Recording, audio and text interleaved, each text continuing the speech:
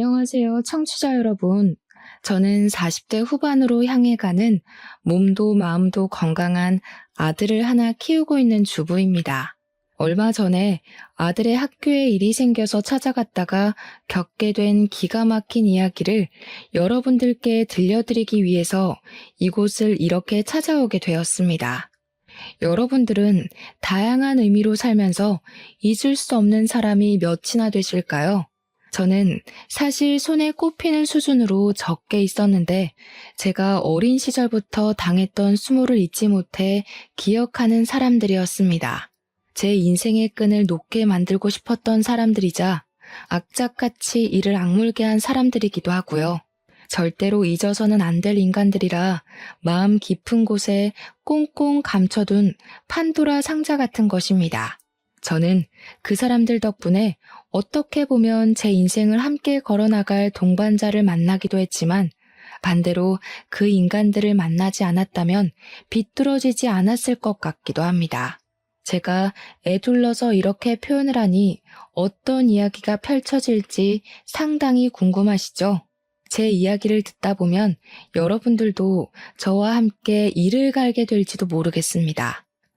아마 지금의 저는 모든 것을 다 포용하고 해탈할 수 있는 상태이기 때문에 청취자 여러분들도 이야기의 끝을 함께 하신다면 저를 꼭 안아주고 싶어지실지도 모르겠습니다. 잘했다, 잘 살았다, 힘내라. 그런 상투적인 말도 저에게는 큰 응원이자 용기였기 때문에 청취자 여러분들 또한 저에게 따뜻한 말 한마디 부탁드리겠습니다. 언어라는 것은 마음속에 담아두지 말고 표현을 해야 하는 거라고 하더라고요.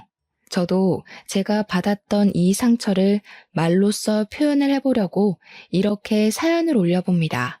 제 사연이 여러분들께 소개가 될지 긴가민가 하지만 그래도 한번 용기를 내서 다 털어버리겠다는 마음으로 줄줄이 제 이야기를 늘어놓아 보겠습니다. 함께 울고 함께 웃어주신다면 더할 나위 없이 이 글을 쓰게 된 저의 용기를 칭찬하게 될 것 같습니다. 그렇다면 지금부터 제 아픈 이야기, 황당한 이야기를 들려드릴게요.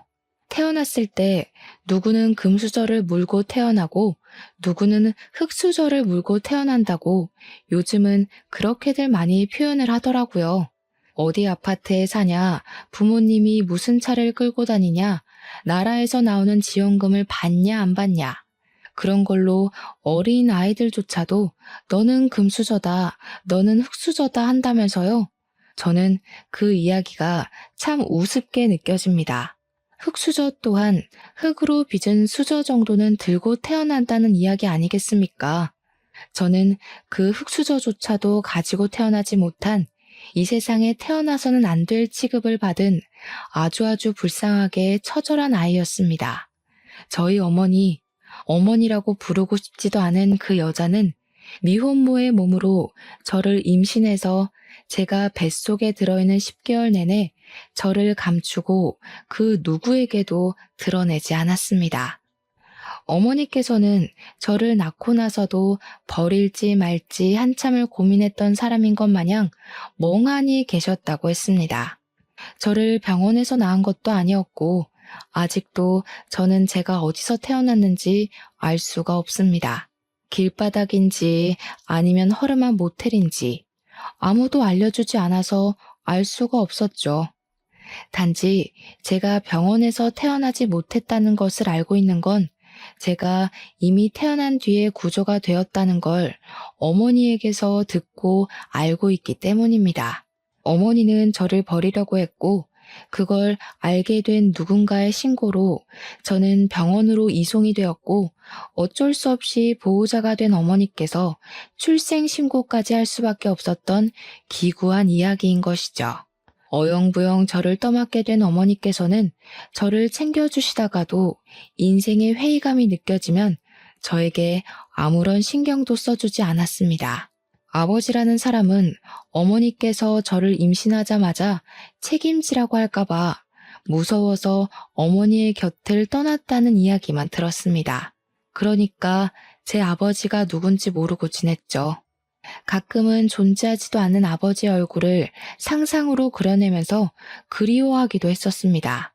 어머니께서는 제가 말을 하고 배고픔을 입 밖으로 꺼내던 시기가 온 순간부터 저에게 관심을 딱 끊으셨었거든요. 집으로 불러오는 수많은 남자친구들 사이에서 저는 그분들이 가끔 가다가 사주시는 간식들을 기다리며 하루하루를 보내야만 했습니다. 한마디로 정서적으로 상당히 우울감을 가지고 있었고 소극적인 성격이었으며 어머니의 윽박이 무서워 말을 해도 될까 안 될까 고민만 수두룩한 어린 아이였던 것입니다. 거기다가 말을 알아들을 수 있는 시점이 된 이후부터 어머니께서는 어떤 일이 생겨도 항상 제 탓을 하셨기 때문에 저는 불안한 유년기를 스스로 헤쳐나가야만 하는 잡초 같은 아이였습니다. 어머니께서는 분풀이를 저에게 하셨고 남자친구들과 헤어지게 되면 그것 또한 제가 짐덩어리처럼 붙어있기 때문이라고 생각하셨습니다. 남자가 없으면 삶을 살지 못하는 것처럼 매번 어머니께서는 이 남자 저 남자에게 매달리고 차이고 그렇게 지내셨어요. 지금 생각해보면 어머니가 저를 낳았을 때의 나이가 고작 21살이었으니 그럴 만도 한가 싶습니다. 이해하려고 노력하는 건 아니지만 21살 나이가 얼마나 꽃 같고 아름답습니까? 다른 친구들은 한창 자기를 꾸미고 놀러 다니고 대학 생활을 즐길 때 우리 어머니께서는 방구석에서 제 기저귀를 갈고 있었을 테니 본인의 자존감도 많이 떨어졌을 테고요. 거기다가 남자로 인해 망해버린 인생이라 생각을 하셨으니 남자로 다시 인생을 펴야 한다고 생각할 법도 해서 제가 이 나이가 돼서야 그럴 수 있다는 생각이 드네요. 정서가 온전치 못하고 늘 불안감, 위기감에 시달렸던 저의 다른 사정 또한 좋지 못했습니다. 그러니까 어머니께서 남자친구를 만나고 있을 때는 전기도 들어오고 가스도 들어오긴 했지만 남자친구와 헤어져 아무런 생활비 지원을 받지 못하게 되면 그마저 뚝 끊겼습니다. 학교에 가려면 씻어야 하는데 전기도 들어오지 않고 난방이 되지 않으니 어두컴컴한 욕실에서 차가운 물로 머리를 감고 몸을 씻어야 했습니다. 가난이 정말 싫었지만 그보다 더 싫은 건 너네 집 엄청나게 가난하다며? 하고 저를 조롱하는 친구들이었기에 매일같이 박박 씻었거든요. 저는 찬물에 온몸이 사시나무 떨리듯 떨렸어도 매일같이 씻고 학교에 등교했는데 그때마다 잠결에 눈도 제대로 뜨지 못한 어머니가 시끄럽다고 소리를 지르셨습니다. 매번 제 탓을 하며 가스가 끊긴 것도 전기가 나간 것도 다 저 때문에 이렇게 살게 된 것이라고 하셨습니다. 모든 이유에 저를 갖다 붙이셨어요. 저 때문에 결혼을 하지 못했고 그래서 어쩔 수 없이 이런 가난함을 겪으며 살아야 한다고 저만 없었더라면 어머니의 인생은 달라졌을 거라고 하셨습니다. 그 시대에는 부부가 이혼을 하는 경우도 지금처럼 많지 않았기 때문에 미혼모에게 달라붙는 시선이 엄청나게 나쁘던 시절이긴 했습니다. 여자가 처신을 어떻게 하고 다녔길래 남편도 없이 혼자 애를 키우냐고 손가락질을 하고 당연히 저와 놀지 말라는 학부모들이 늘어났습니다. 저는 아무런 잘못을 하지도 않았지만 늘 그들 사이에 미운 오리 새끼였습니다. 우리 어머니께서 제 밥이나 제대로 챙겨주셨겠습니까? 그랬다면 제 키가 이리 작을 수가 없지 않을까 하는 합리적 의심이 듭니다. 눈만 마주쳐도 욕을 하고 싶고 분풀이를 하고 싶어서 입을 달싹이던 우리 어머니는 당연히 제 식사도 제대로 챙겨주시지 않았습니다. 밥을 제때 먹지 못하고 먹어도 많이 먹질 못하니 저는 늘 저체중으로 힘들었고 기립성 저혈압이 와 앉았다 일어섰는데도 머리가 핑핑 돌아 쓰러지곤 했습니다. 학교에서 1년에 한 번 실시하는 체력장이라던가 혹은 건강검진의 날에도 늘 저체중이라 많이 먹어야 된다는 결과지를 받았고 빈혈과 저혈압이 있다고 병원에 내원 요망이라 적혀 있었습니다. 하지만 병원에 갈 돈이 없었기 때문에 저는 단 한 번도 그 결과지를 들고 병원에 찾아가 본 적이 없었습니다. 요즘은 무상교육이다, 무상급식이다 해서 밥도 주고 교육도 공짜로 시켜줬지만 예전에는 학교를 다닐 때 분기별로 등록금과 급식비를 지불해야 했었습니다. 중학교도 고등학교도 전부 말입니다. 저는 매번 그 명세서를 들고 집으로 돌아갈 때가 가장 가슴이 두근두근 거렸습니다. 공부도 못하는 게 어차피 대학도 못 갈 것인데 뭐 한다고 그 돈을 내고 학교를 다니라는 소리를 매번 입버릇처럼 하셨기 때문에 진짜로 돈을 주지 않으실까 싶었던 것이죠. 그 돈이면 우리 어머니의 며칠간 생활비나 다름없었기에 저는 항상 분기가 되면 돈을 내야 한다는 것에 스트레스를 받고 있었습니다. 매번 돈을 밀리고 제대로 수납을 하지 않으니 교무실에 불려가서 인격 모독을 당해야만 했습니다.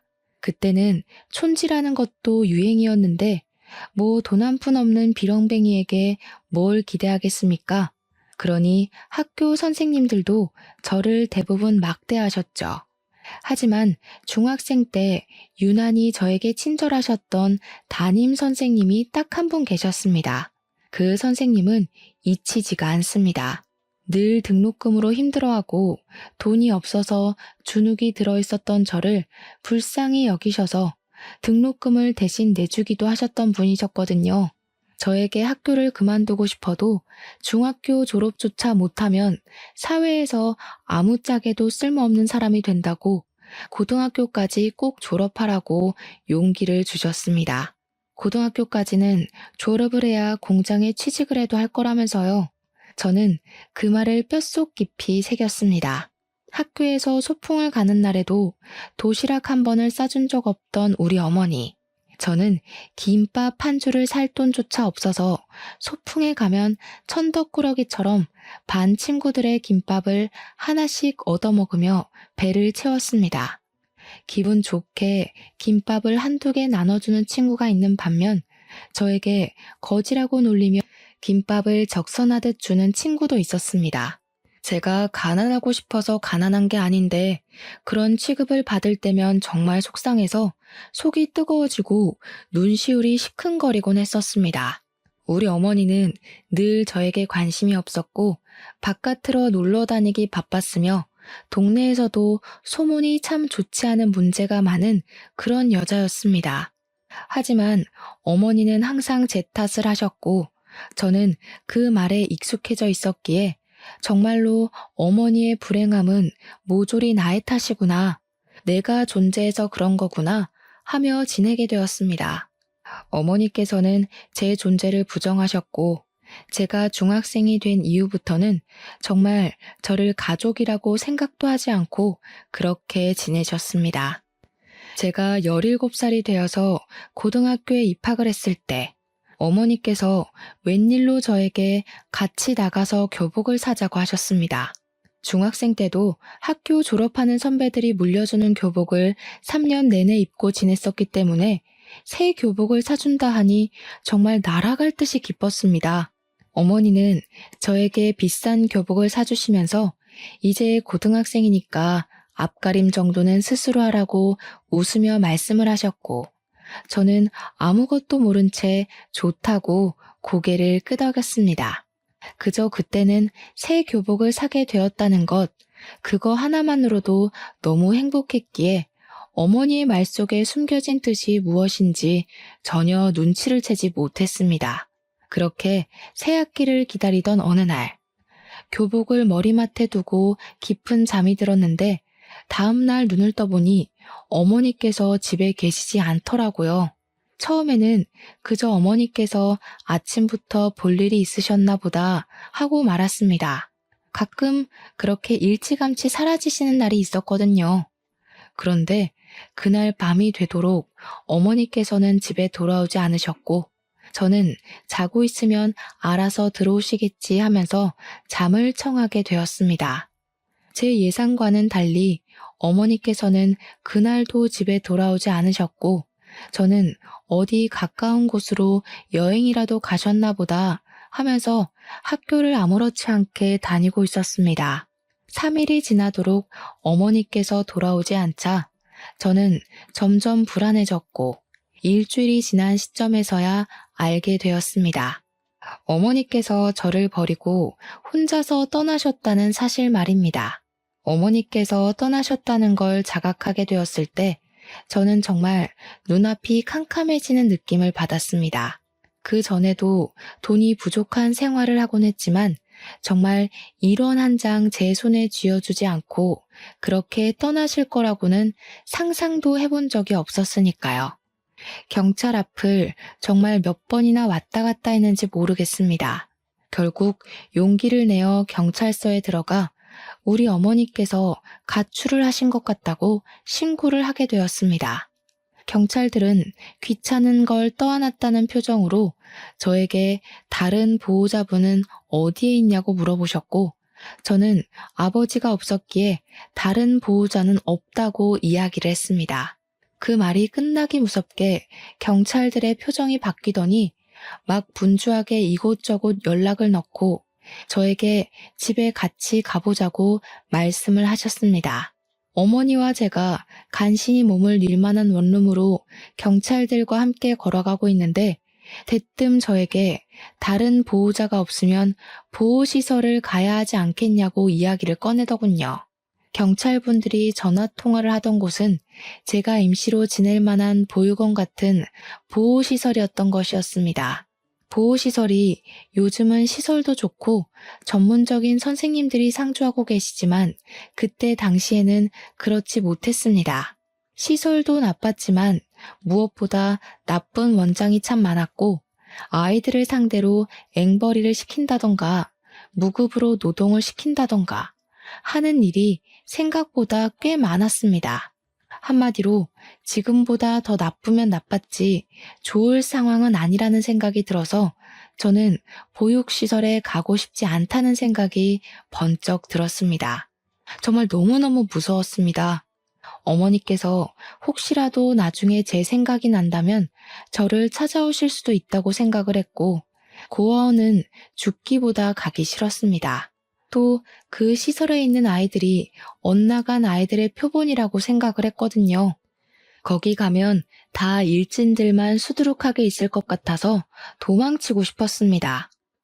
저는 결국 경찰들의 팔을 뿌리치고 엄마가 돌아오실 거예요 하고는 저희 집 반대 방향으로 뛰었습니다.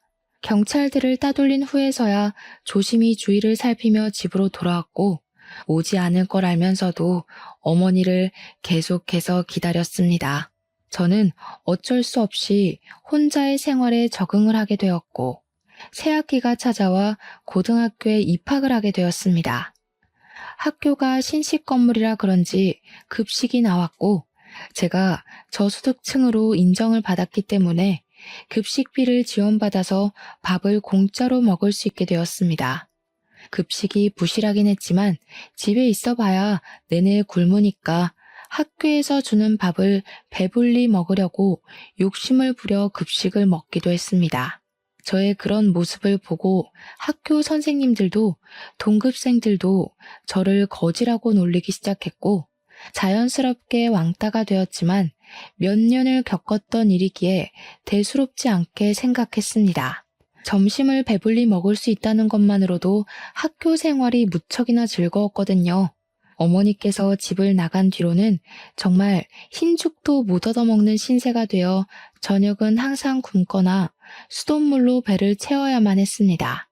동급생 여자애들은 저를 무시하기 시작했는데 그 중에 유독 민지라는 여자아이가 저를 그렇게 괴롭히고 못살게 굴었습니다. 여자아이들의 따돌림이라는 게 그냥 욕이나 하고 무시나 하고 그 정도로 가벼울 것 같다고 생각하시는 분들이 대부분일 텐데요. 아닙니다. 정말 무섭습니다.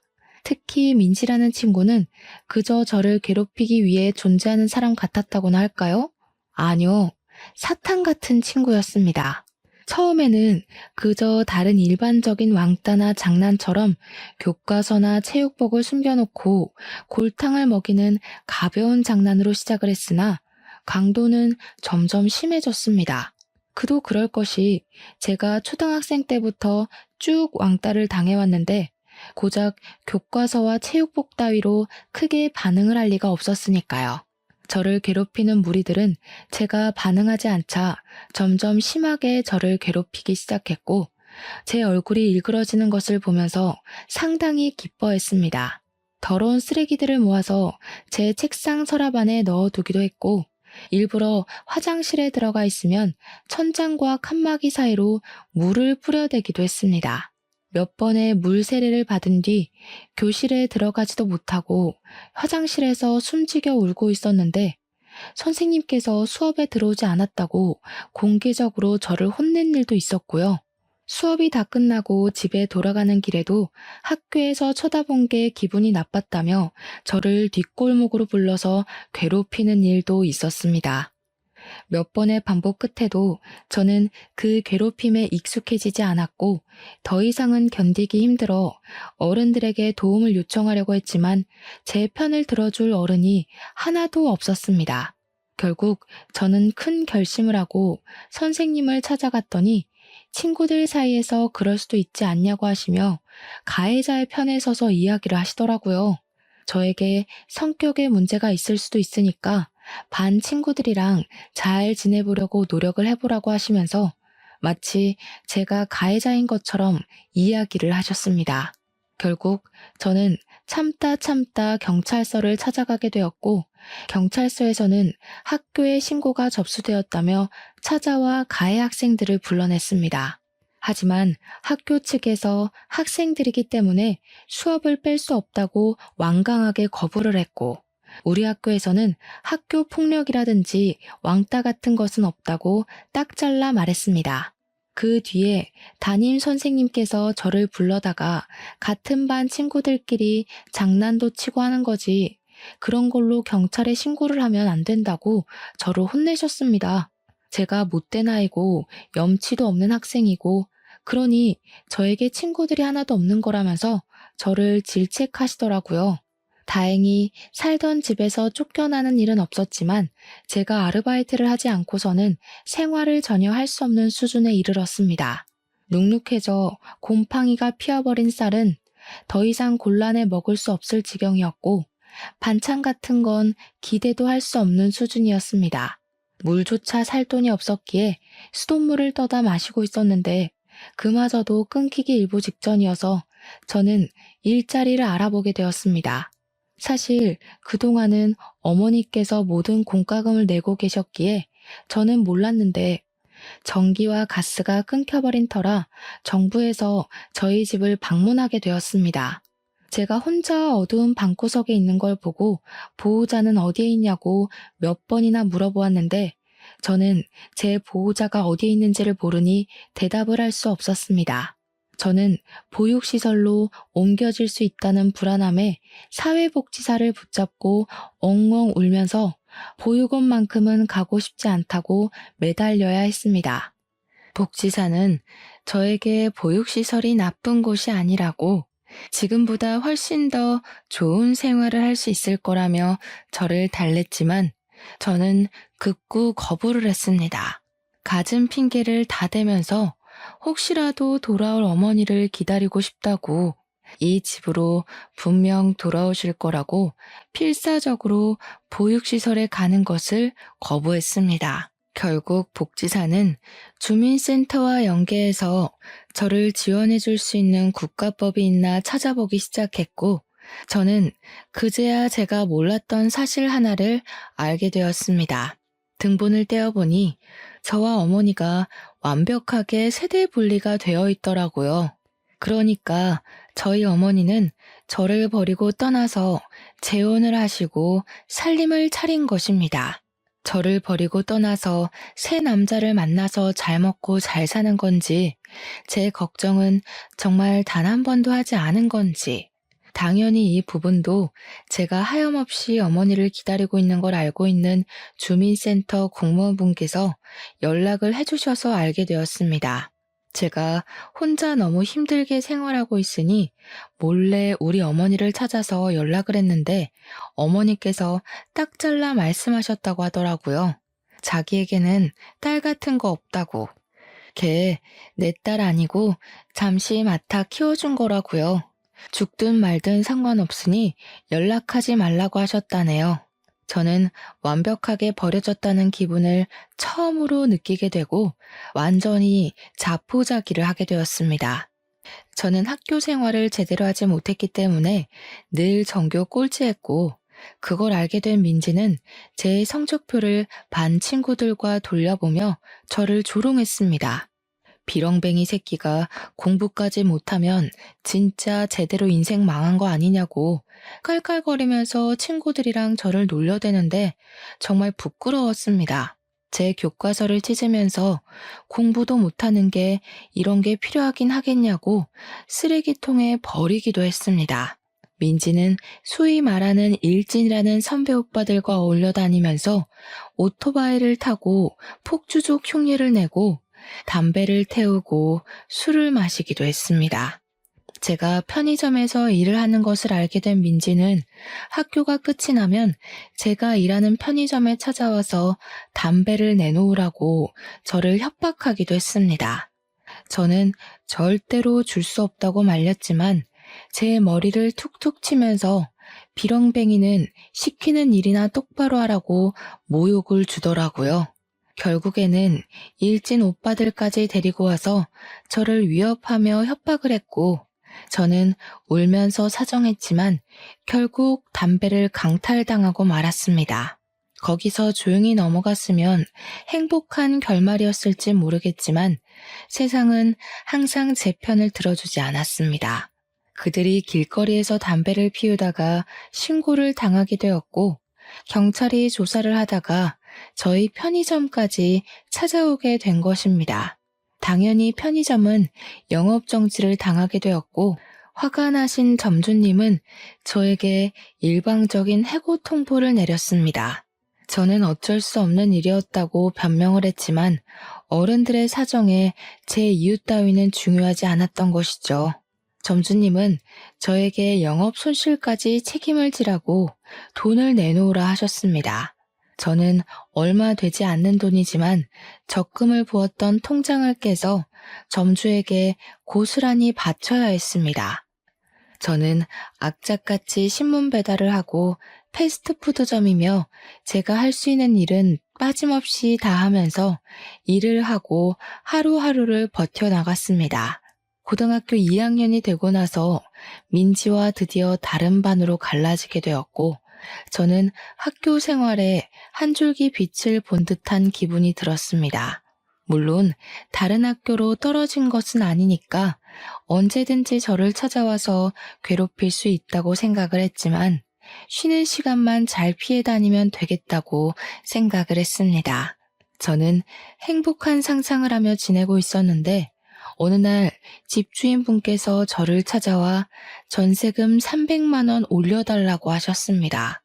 당장 300만 원이 어디에 있겠냐고 사정사정을 했지만 3개월밖에 시간을 더 주지 못한다고 돈이 없으면 지금이라도 집을 빼서 나가라고 하더라고요. 저는 하늘이 무너지는 듯한 기분이 들었지만 3개월 동안 300만 원을 모으지 못할 이유가 없다고 생각해서 다음 날부터 바로 인력센터로 출근했습니다. 공사장 막노동이라도 좋으니 돈을 벌 수 있게 해달라고 빌었고 건물 청소부터 택배 상하차까지 미친 듯이 일을 했습니다. 그 결과 2달이 조금 넘는 시간 만에 300만 원을 모아 집 주인분께 전세금을 드릴 수 있었습니다. 그리고 학교에 등교를 하니 담임 선생님이 저를 교무실로 불러서 뺨을 세게 치시더라고요. 선생님께 맞았다는 생각에 귀가 멍해지고 눈앞에 별이 반짝하는 것 같았습니다. 제가 두 뺨을 감싸고 선생님을 보자 씩씩거리며 말씀을 하시더라고요. 학교가 장난이야? 네가 나오고 싶으면 나오고 안 나오고 싶으면 안 와도 되는 놀이터야? 어? 이 새끼가 아주 이렇게 난장판으로 학급 분위기 조성할 거면 자퇴를 해. 저는 정말 너무나도 속상했습니다. 다른 이유도 아니고 의식주를 해결하기 위해서 학교를 나오지 못한 것인데 저를 문제아 취급을 하니까요. 하지만 악몽은 거기서 끝나지 않았습니다. 제가 새로 구한 아르바이트가 2층에 있는 파스타 집이었는데 저녁밥도 해결할 수 있고 생각보다 월급도 짭짤해서 마음에 드는 일자리였습니다. 그런데 그 건물 3층에 주점이 들어와 있었거든요. 제가 파스타집에서 마감 아르바이트를 끝내고 집으로 돌아가는데 그걸 민진의 일당이 목격을 한 것이었습니다. 간판이 꺼진 파스타집에서 나온 거라 생각하지 않고 제가 주점에서 일을 했다고 생각을 한 건지 학교에 이상한 소문을 내기 시작한 것입니다. 당연히 학교는 뒤집어졌고 저는 파스타집에서 아르바이트를 한 것이라고 속상함을 토로했습니다. 하지만 제 말을 믿어주는 사람은 아무도 없었습니다. 저를 믿지 못한 담임 선생님은 파스타집까지 찾아오셨고 제가 실제로 그곳에서 아르바이트를 하고 있다는 걸 보고 나서야 믿어주셨죠. 이미 소문은 전교생들에게 다 퍼져 있었고 저는 일일이 그 친구들을 찾아가서 주점에서 일을 하는 게 아니라고 해명을 할 수가 없었습니다. 결국 학부모의 항의 전화가 걸려오고 학교에서는 저에게 학교의 이미지를 실추했다고 하며 자퇴를 권유했습니다. 저는 죽어도 졸업장을 받고 싶다고 했지만 그러면 강제 전학을 보내겠다고 했어요. 저는 결국 고등학교 2학년이 되어서 학교를 그만두고 말았습니다. 저는 희망을 잃지 않고 계속해서 일을 하며 쉼없이 버텨냈고 20살이 되었습니다. 취직을 하고 싶었지만 내세울 게 없고 고등학교마저 중퇴이니 취직을 할 수 없었습니다. 저는 아르바이트를 전전긍긍하며 난방 올 때도 찬기가 가시지 않는 반지하 단칸방에서의 삶을 벗어나지 못하고 있었습니다. 그러다가 모르는 번호로 전화가 걸려와 받게 되었는데 제 계좌가 범죄의 연루가 되어서 지급 정지 처분을 받게 되었다며 웬 검사라는 사람이 전화를 했더라고요. 그럼 저는 어떻게 하냐고 했더니 통장에 있는 돈을 검찰청에서 관리하고 있는 계좌로 이체를 하라고 시키는 게 아니겠습니까? 저는 너무 놀라기도 했고 제 돈이 불법 자금에 연루가 되었다고 하니 무섭기도 해서 그 검사가 시키는 대로 바로 이체를 했습니다. 다들 예상하셨다시피 그 전화는 보이스피싱 전화였고 저는 정말 제 평생을 모아온 돈 800만 원을 그 전화 한 통화에 전부 잃게 되었습니다.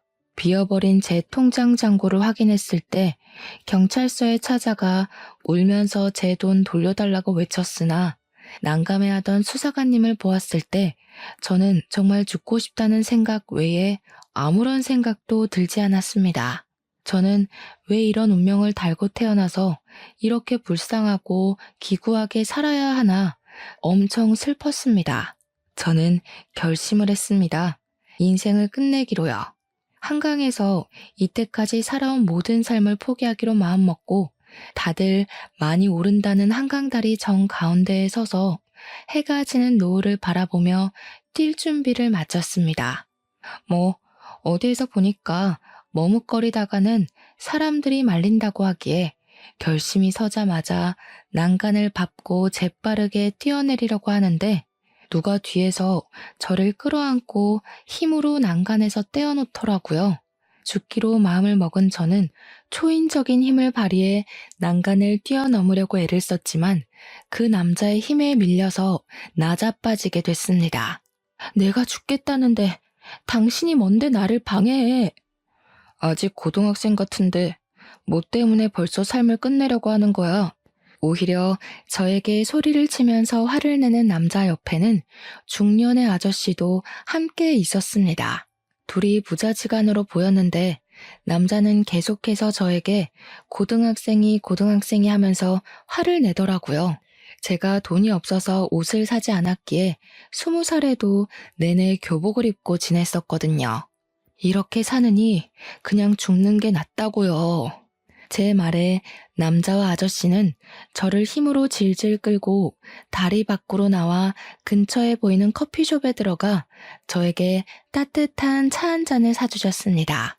저에게 죽을 힘으로 살라고 하는데 그 말도 버겁고 억울해서 눈물이 나오더라고요.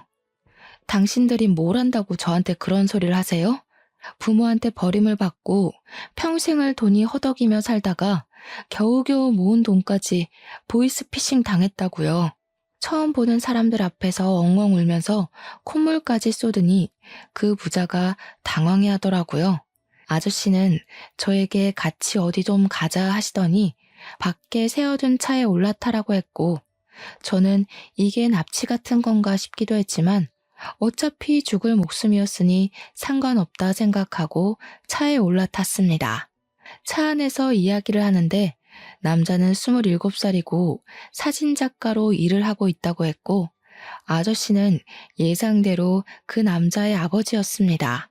어디 가냐고 묻지도 않고 도착한 곳은 아저씨가 살고 있는 집이었는데, 저는 그곳에서 영문도 모르고 아저씨께서 내어주신 따뜻한 밥 한 끼를 얻어 먹었습니다.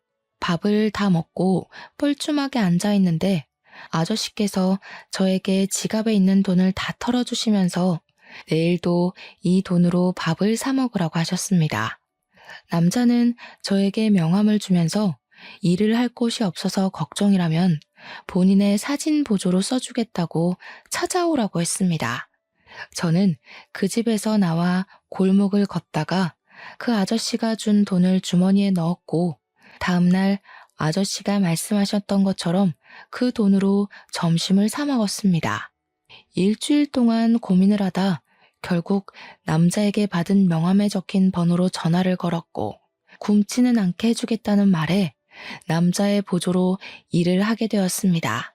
남자는 포토상을 받기도 했던 신인 작가였고 이름을 점점 알리고 있는 사람이며 작업물 또한 꽤 되는 전문가였습니다. 저는 그 남자 옆에서 4년이라는 시간 동안 카메라를 정리하고 필요한 렌즈를 전달하고 인화 작업을 돕고 조명을 설치하는 일을 하며 완벽한 보조로서 손발을 맞춰가게 되었습니다. 처음에는 이 일을 얼마나 할 수 있을까 싶었지만 밥도 몇 끼 챙겨주고 월급까지 섭섭지 않게 챙겨주니 일이 고돼도 버티게 되더라고요. 저는 그렇게 같이 일을 하며 정을 붙이고 7살이라는 나이를 극복하고 결혼까지 하게 되었습니다. 남편의 어머니는 남편이 어린 시절 일찌감치 돌아가셔서 남편은 시부와 둘이서 아웅다웅하며 살았다고 하더라고요. 시부는 제가 어떤 유년 시절을 겪었는지, 어떤 마음으로 삶을 포기하려 했는지, 다시 용기를 내어 살게 되었는지 알고 계신 분이라 결혼을 반대하지 않으셨습니다. 저를 내내 옆에서 지켜봐 주셨기에 오히려 잘 됐다면서 저희의 결혼을 진심으로 축복해 주셨고, 저와 남편은 행복한 결혼식을 올리게 되었습니다. 과거가 저를 붙잡고 힘들게 하긴 했지만 결혼 이후에 많이 안정이 되었고, 제 상처를 극복하는데 남편이 참 많은 도움을 주었습니다. 저희는 촬영 일정이 들쑥날쑥했기에 딱히 집이 필요하다고 생각되지 않아 시부와 함께 합가해서 살고 있었습니다.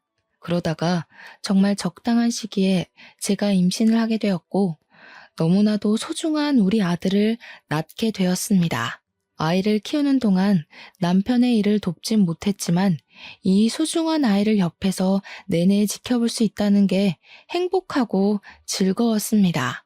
우리 아들은 또래보다 잘 먹기도 하고 편식도 전혀 하지 않아서인지 키가 참 컸습니다. 제가 키가 작고 말라서 우리 아들도 작으면 어떡하지? 하고 고민했는데 남편이 기골이 장대해서 그런지 아들도 남편 따라 크더라고요. 또래보다 힘이 좋으니 솔직히 걱정이 되기도 했습니다. 시대가 변하면서 학교 폭력에 관한 법도 많이 늘었고 우리 아들이 다른 친구들을 괴롭히지 말라는 법도 없으니까요. 그래서 저는 어릴 때부터 우리 아들에게 아예 운동을 가르치기 시작했습니다. 운동을 배우면 힘을 어떻게 사용해야 할지 스스로 깨칠 것 같아서 가르쳤는데 우리 아들이 운동에 정말 소질이 있어서 어릴 때부터 대회에 나가서 상도 받고 하더라고요. 태권도, 검도, 합기도를 시키고 12살 때부터는 아예 유도까지 정식으로 가르치기 시작했습니다. 15살이 되었을 때는 복싱을 배워보고 싶다는 아들의 말에 프로복서가 운영하는 운동장에 아들을 등록시켜서 복싱을 가르치기도 했습니다. 무럭무럭 자란 우리 아들은 17살이 되어 고등학교에 진학을 하게 되었는데 생전 문제 한 번 일으킨 적 없었던 아들이 어느 날 큰 사건에 휘말리게 되었습니다. 집에서 시부와 함께 점심을 차려 먹고 쉬고 있는데 학교에서 전화가 걸려온 것이 아니겠습니까? 우리 아들이 폭력 사건에 휘말려서 지금 학교로 오셔야 할 것 같다는 담임 선생님의 전화였습니다. 놀래서 남편까지 호출해서 학교에 달려갔는데 알고 보니 우리 아들이 같은 반 일진 같은 친구가 약한 친구를 괴롭히고 있어서 하지 말라고 말리는 과정 중에 시비가 붙어 싸우게 된 것이었습니다. 학교 선생님들도 평소 수업 태도가 좋은 우리 아들의 편을 들었고 사건의 전말을 다 알고 있어 일진 친구를 전학 보내기로 결정을 내렸다고 하더라고요.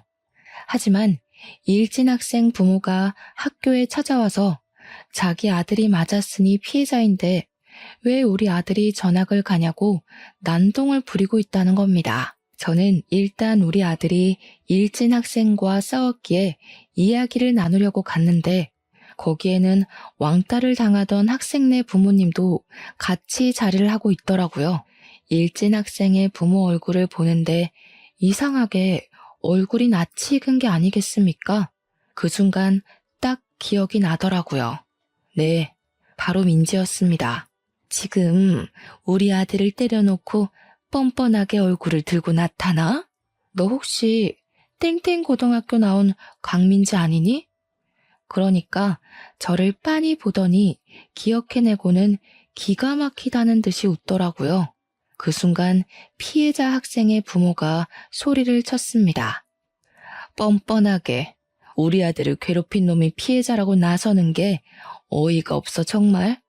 이러는 거 쪽팔리지도 않아요?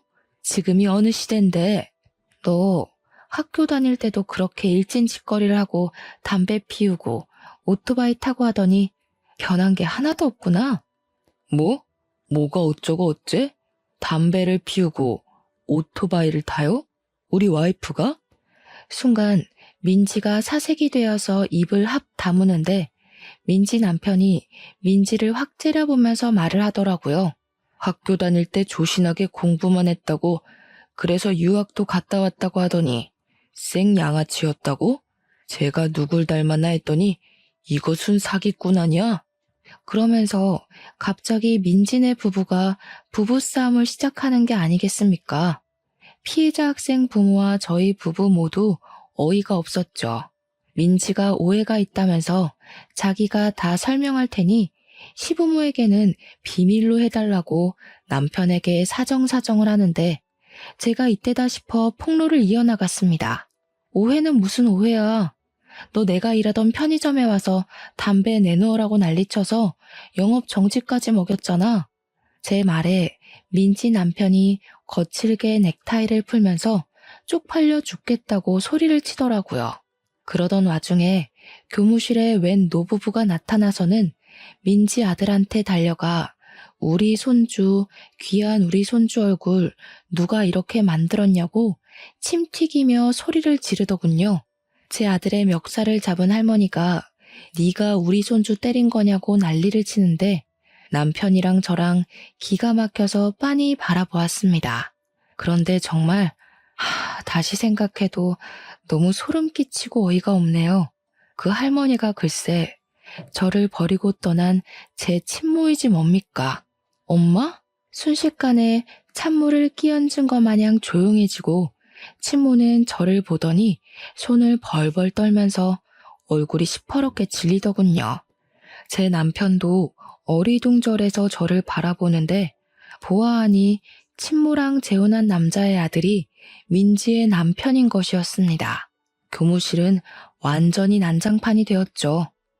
저 사람이 너 버리고 갔다는 그 친모? 하루아침에 가출을 하더니 딴 남자랑 재혼해서 나 같은 거 모른다고 했던 그 친모. 이게 다 무슨 소리야? 딸아이 하나 있던 거 전 남편이 데려갔다고 하지 않았어? 그래서 우리 아들을 친자식처럼 생각하고 싶다고 그랬잖아. 그들의 막장 이야기를 듣다 보니 상황이 모두 정리가 되더라고요. 민지는 제 남편에게 요조 숙녀인 척 연기를 했고 날라리처럼 행동했던 지난 과거를 전부 청산하고 시집을 간 것이었습니다. 친모는 전 남편에게 저를 빼앗기고 상심이 큰 엄마 역할을 하며 새로 생긴 새 아들에게 현모양처 코스프레를 하면서 헌신을 다하고 있었던 것이고요. 하필이면 민지 아들이 큰 사고를 치는 바람에 판도라의 상자가 열려버린 거죠. 저는 그 태풍 한가운데 있는 태풍의 눈이었고요. 민지고 친모고 저에게 매달리며 오해 좀 풀어달라고 하는 거 저는 싹 무시하고 그들이 알고 싶어하는 진실을 알려주었습니다. 민지 쟤는 일진이었고 술 담배는 기본으로 했죠. 양아치 오빠들이랑 어울려 다니면서 오토바이를 탔고요. 저를 엄청나게 괴롭혀서 자살까지 생각했었어요. 저기 제 엄마는 제가 고등학생이 되자마자 인사도 없이 저를 버리고 떠나서는 복지사들이 찾아가자 저 같은 거 모르는 아이라고 친자식 아니라고 부정했고요. 저는 엄마 때문에 돈 한 푼 없이 학교도 제대로 졸업 못했고요. 몇 번이고 죽고 싶었습니다. 교무실에서 배신당한 두 남자의 투닥거림이 시작되었고 곧 욕설이 난무하는 난장판이 되었습니다. 학교에서는 골치 아파하며 결국 민지의 아들을 전학 보내는 것으로 마무리 짓기로 했고요. 그 이후에 친모와 민지가 제 연락처를 어떻게 알았는지 연락이 와서는 저 때문에 둘 다 이혼하게 생겼다고 저를 원망하더라고요. 그게 왜 저 때문이겠어요? 자기들이 과거에 못된 짓 한 만큼 벌 받는 거죠. 저는 그들에게 비웃음을 실컷 날려주며 차단을 걸어버렸습니다. 증거가 없어서 소송전을 펼치진 못했지만 그들도 똑같이 가정에 버림받고 멸시받게 되었으니 아주 쌤통이라 생각합니다. 저는 덕분에 속도 너무 시원하고요. 지금은 우리 아들, 우리 남편, 그리고 시부까지 함께 살면서 너무나도 행복하답니다. 여러분들은 제 사연 어떻게 들으셨나요? 정말로 시원하지 않나요? 여러분들도 속에 묵혀놓은 이야기가 있다면 다 꺼내어 말하는 건 어떨까요? 그럼 저처럼 속이 뻥 뚫리는 경험을 해볼 수 있을 거예요. 아무튼 제 이야기는 여기서 끝입니다. 들어주셔서 정말로 감사합니다.